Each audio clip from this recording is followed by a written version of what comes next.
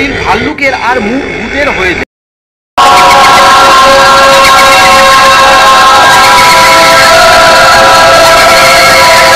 সে এক সময়ের কথা, শিবপুর নামের একটা গ্রাম ছিল। ওই গ্রামে গোপাল নামের একটা ছেলে ছিল। কিছুদিন হলো গোপালের মা বাবা মারা যায়। গোপালের মা বাবা মারা যাওয়ায় গোপাল সব সময় চিন্তায় থাকতো। একদিনের কথা, গোপালের মন খুব খারাপ ছিল। গোপাল ওর মন ভালো করার জন্য গোপাল আর ওর বন্ধু হারু একটা জঙ্গলে ঘুরতে যায়। তখনই ওদের সামনে একটা ভাল্লুক এসে শুয়ে পড়ে। আরে হারু, এই ভাল্লুকের কি হলো?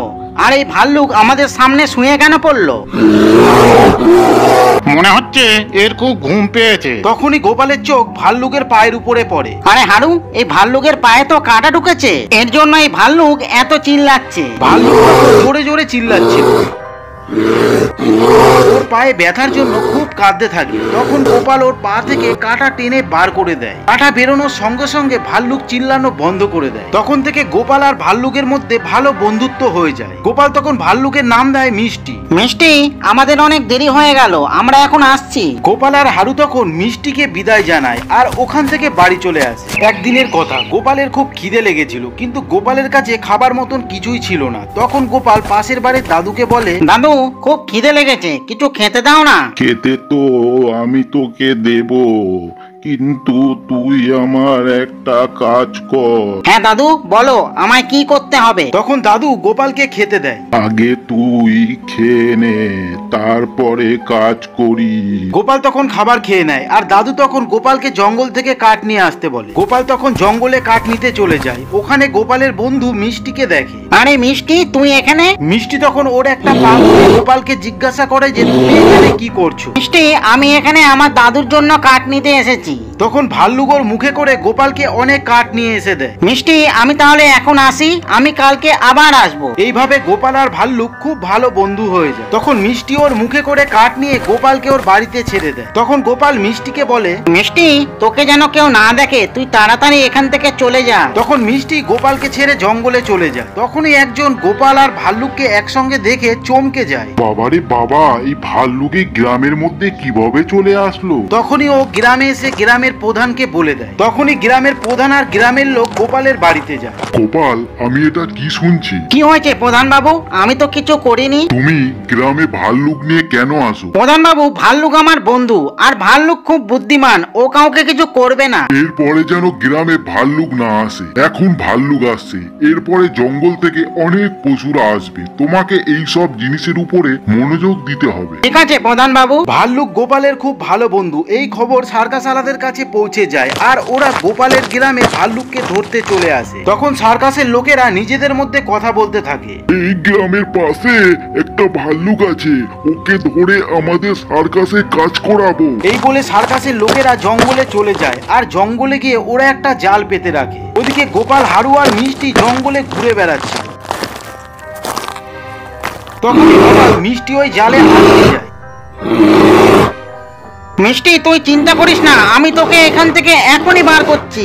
অনেক গোপাল, এই জঙ্গলে কে এইভাবে জাল পেতে রেখেছিল? কে জানে, আমি তো কিছুই বুঝতে পারছি না। তখন গোপাল আর হারু মিষ্টিকে জাল থেকে ছাড়ানোর চেষ্টা করে, কিন্তু ওরা ওকে বার করতে পারে না। মিষ্টি, তুই কিছু চিন্তা করিস না, আমি কিছু করছি। আরু, তুই এখানে দাঁড়া, আমি বাড়িতে গিয়ে তাড়াতাড়ি একটা চাকু নিয়ে আসি। গোপাল যখনই চাকু আনতে বাড়িতে যায়, তখনই হারু জঙ্গলে লুকিয়ে থাকা দুজনকে দেখতে পায়।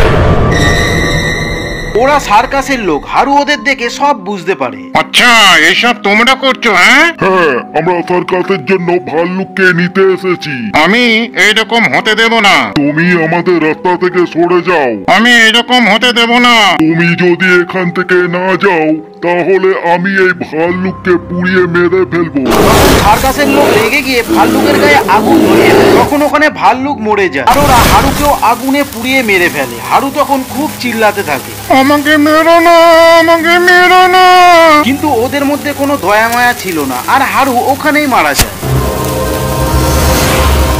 সার্কাসওয়ালারা তখন ওখান থেকে চলে যায়। হারু তখন একটা ভূত হয়ে গিয়েছিল আর ও ভাল্লুক মরে পড়ে আছে দেখে খুব দুঃখ করতে থাকে। এই শয়তানগুলো তোমায় মেরে ফেললো, এদের কোনো দয়া মায়া নেই। আমি এদের ছাড়বো না, তোমার মৃত্যুর প্রতিশোধ আমি নেব। ভূত তখন মিষ্টির শরীরের মধ্যে ঢুকে পড়ে। তখনই ওর শরীর ভাল্লুকের আর মুখ ভূতের হয়ে যায়, আর ও ওই সার্কাসের লোকেদের খুঁজতে গ্রামে চলে যায়। ভূত ওখানে গিয়ে দেখে যে একটা হাতি ওখানে দাঁড়িয়ে আছে। সার্কাসওয়ালারা তখন মদ খেয়ে আরাম করে শুয়েছিল। ওর মধ্যে তখন একজন হাতিকে পাহারা দিতে আসে। ও তখন ওখানে ভূতকে দেখে ভয় পেয়ে যায়। ভূত ভূত ভূত! তোমরা আমাদের মিষ্টিকে মেরে ফেলেছ, আমি তোমাদের ছাড়বো না।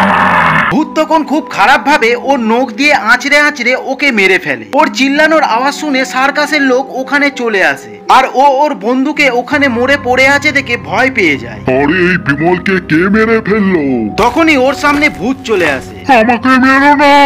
ভূত তখন ওকে মারার জন্য ওর কাছে যেতে থাকে। তুই কোথায় পালাবি এখন? তুই মরবি। আমাকে ক্ষমা করে দাও, এবার থেকে আমি আর কোনো পশুকে মারবো না, না কাউকে ধরবো, আমায় ক্ষমা করে দাও। আমি তোমাদের কতবার বললাম আমায় মেরো না, আমায় ছেড়ে দাও। তোমাদের এই অসহায় পশুদের উপর কোনো দয়া মায়া নেই। তোমাদের জন্য জঙ্গলের পশুদের এই অবস্থা। আমি কাউকে ছাড়বো না, মেরে ফেলবো সবাইকে। তখনই ওদের আওয়াজ শুনে গোপাল আর গ্রামের লোক ওখানে চলে আসে। সার্কাসের লোক তখন গোপালকে বলে, আমাকে বাঁচাও তোমরা, না হলে ভূত আমাকে মেরে ফেলবে। এই ভূত বিমলকেও মেরে ফেলেছে।